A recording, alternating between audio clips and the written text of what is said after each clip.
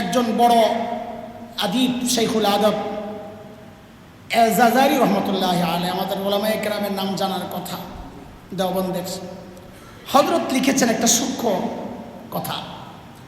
বলে দেখো, steam engine চিনেন তো আপনারা? স্টিম রেলগাড়ির যে ইঞ্জিন, কয়লা দিয়া যে রেলগাড়ি চলতো, কয়লা দিয়া দেখছেনই পোলাপাই তো এগুলোর খবর নাই।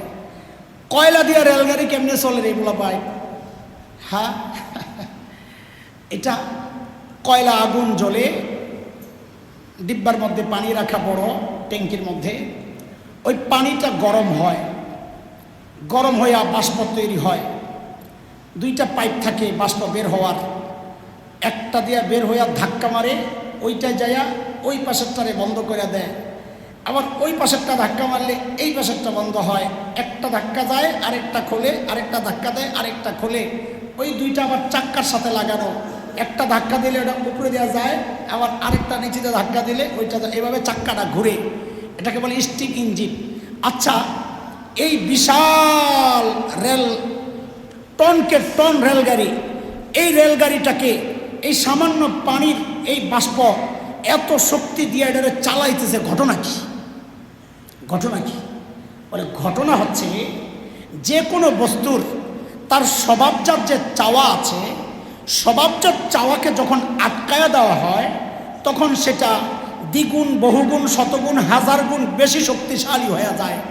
বাষ্পের স্বভাবজাত চাওয়া হচ্ছে সে উড়ে যাবে, বাতাসের সাথে মিশে যাবে। যখন সেটাকে আটকে দেওয়া হয়েছে, তখন ওই বাষ্প তার শক্তি দ্বিগুণ নয়, শত নয়, হাজার গুণ বাড়াইয়া ওটাকে ধাক্কাচ্ছে। এই ধাক্কায় ধাক্কায় ট্রেনটা চলছে। হযরত এজাজালি রহমতুল্লাহ আলাইহি বলেন, নবী আলাইহিস সালামের স্বভাবজাত চাওয়া হচ্ছে আল্লাহর নৈকট্য লাভ। হাদিসের কথা, ইন্না আকরাবা মা ইয়াকুনুল আবদু মির রাব্বিহি ওয়া হুয়া সাজিদ। একজন বান্দা আল্লাহর সবচেয়ে নিকটে পৌঁছে কখন? যখন সে সেজদায় লুটায়।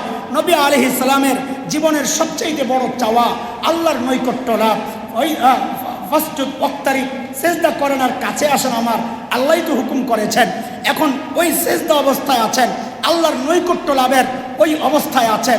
স্বভাবজাত চাওয়া, এই সেজদাকে যারা বাধাগ্রস্ত করেছে, আল্লাহর নৈকট্য লাভকে যারা বাধাগ্রস্ত করেছে, ওই স্বভাবজাত চাওয়াটা যখন বাধাগ্রস্ত হয়ে গেছে, এটা দ্বিগুণ শক্তি হয়ে গেছে, শতগুণ শক্তি বাইরা, হাজার গুণ শক্তি বাইরা। রহমতের নবী সেই রহমতুর হইয়া এত রাগ হয়ে গেছেন, রাগের চোটে বদদুয়ার হাত উঠায়া ফেলছেন। ও যারা আমাদেরকে বলো হুজুর এত চিল্লায় কে? রহমতের নবীর ওয়ারিস এরা, শান্তির ধর্ম ইসলামের এরা ওয়ারিস, এরা এত চিল্লায় কে? এরা এত চেতে কে? আমরা বলি আমাদের স্বভাবজাত চাওয়াটা আক্রান্ত হইলে আমরা এমনটা করি। তোমরা দুর্নীতি করে হাজার হাজার কোটি টাকা বিদেশে চালান করো, আমরা কিন্তু খুব একটা কিছু বলি না। এইটা সমস্যা হয়, ওই সমস্যা হয়, এই দুর্নীতি হয়, আমরা কিচ্ছু বলি না। কেন? আমাদের স্বভাবজাত চাওয়াটা এই সমস্ত বিষয় নিয়ে কথা বলা না। আমরা ইমানদার, আমাদের মূল টার্গেট আখিরাত। আখিরাতের কাজে বাধাগ্রস্ত হইলে আমাদের স্বভাবজাত যে চাওয়াটা, এটা এত বেশি হিট হয়ে যায়, এত বেশি শক্তিশালী হয়ে যায়, আমরা নিজেদেরকে বরদাস্ত করতে পারি না, নিজেদেরকে কন্ট্রোলে রাখতে পারি না। তখন প্রতিবাদের আওয়াজ উঠে যায়। এটা যদি বুঝো তাইলে সতর্ক হও, সতর্ক হওয়া দরকার।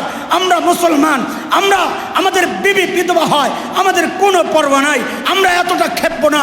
আমাদের সন্তান এতিম হবে, আমরা এতটা রাগান্বিত ক্রোধান্বিত হব না।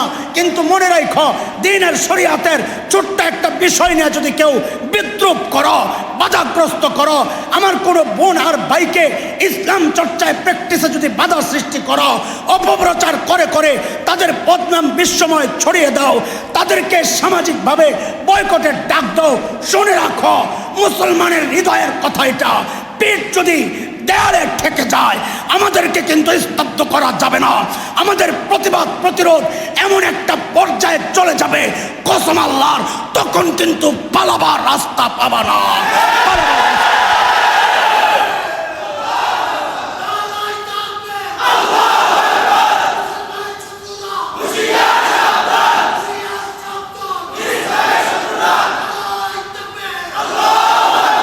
মোহতারাম হাজরিন, আপনি দাড়ি রাখেন না, আল্লাহ চাইলে মাফ করে দিবেন। আপনি, আপনার বিবি, আপনার সন্তান, আমার কোনো বোন পর্দা করে না, আল্লাহ চাইলে মাফ করে দিবেন। আপনি টুপি পরেন না, আল্লাহ চাইলে মাফ করে দিবেন। কিন্তু আপনি যদি এই দাড়ি টুপি পর্দা ইসলামী শরিয়ার কোনো একটা বিধান নিয়ে তাচ্ছিল্য করেন, কটাক্ষ করেন, অস্বীকার করেন, আমার ভালো লাগে না বলেন, ভাই তাইলে আর মাফ পাওয়ার কোনো সুযোগ নাই। কেন? কারণ আপনি ইতিমধ্যে ইসলাম থেকে বের হয়ে গেছেন। কথা বুঝতেছেন আমার? এক নম্বর চোরাই পথ, কিছু মানি না, আল্লাহ বলে তা চলবে না। ইসলামে ঢুকতে হবে, বলেন ইসলামে ঢুকতে হবে। আল্লাহ আমাদেরকে হেফাজত করেন।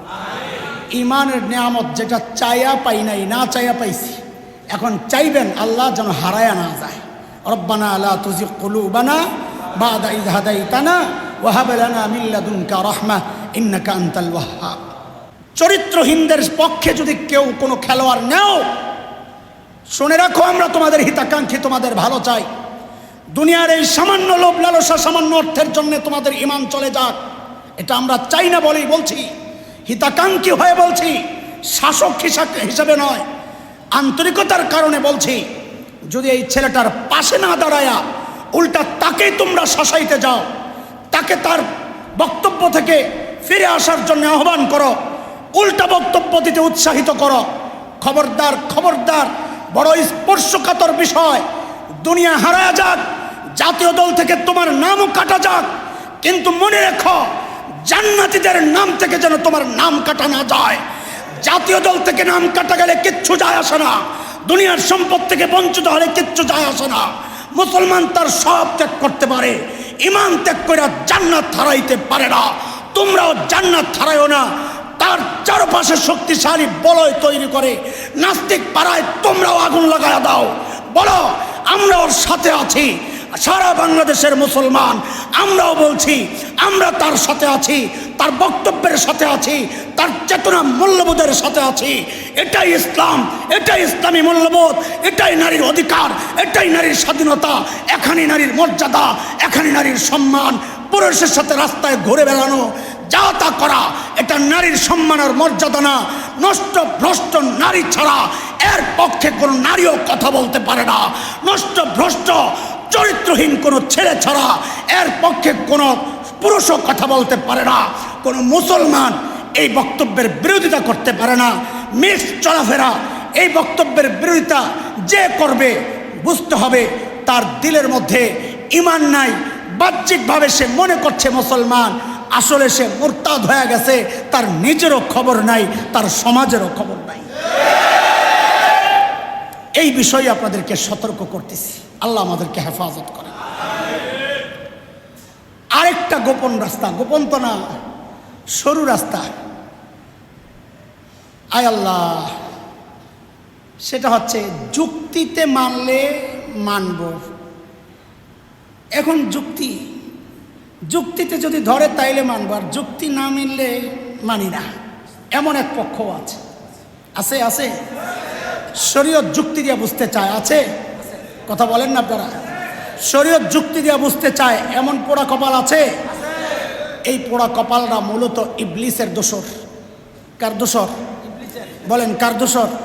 কেন? কারণ সর্বপ্রথম আল্লাহর হুকুমের বিরুদ্ধে যুক্তি দাঁড় করাইছিল কে? বলেন আপনারা কে? আল্লাহ যখন বলেছে সেজদা করার জন্যে, ইবলিস কি বলেছিল? আনা খায়রুম মিন খালাকতানি মিন নার ওয়া খালাকতাহু মিন তিন। আমারে বানাইছেন আগুন দিয়া, আদমরে বানাইছেন মাটি দিয়া, আমি উত্তম, সেজদা করলে আমারে না করবে। এই যুক্তি কে দিছে? বলেন কে দিছে? খেয়াল করেন, ইবলিসের বুঝটাও ছিল ভুল, যুক্তিটাও ছিল ভুল। বলেন আমার সাথে, ইবলিসের বুঝটাও ছিল, যুক্তিটাও ছিল। বলে বুঝ ভুল কেমনে, যুক্তি ভুল কেমনে, একটু বুঝেন। ইবলিস বুঝছে মাটি নিচের দিকে যায়, আগুন উপরের দিকে যায়, তো যেটা উপরের দিকে যায় হেডা না তা। ইবলিসের বুঝটা ভুল। কেন করে? বুঝানোর জন্য আপনাকে হারিয়া বাজারে যদি আনা যাইতো তরে বুঝানো যাইত দাড়িপাল্লা দিয়া। কি দিয়া? আপনারা বলেন, দাড়িপাল্লার মধ্যে মাল রাখে আর লোহা রাখে। বলেন তো, যদি আপনি দেখেন মালের পাল্লাটা উপরের দিকে যায়, আপনি নিবেন? কি করবেন? এই আরেকটা আলু দে, বলবেন? তো বোঝা গেল যেটাই উপরে ওঠে সব উপরে ওঠা জিনিস দামি হয় না, কখনো কখনো যেটা নিচে যায় এটাও। আর বুঝেন না এই কথা? ইবলিস কাইন্ডে যদি দাড়িপাল্লা দেখানো যাইতো তো বোঝানো যাইতো তোর বুঝটা ছিল ভুল।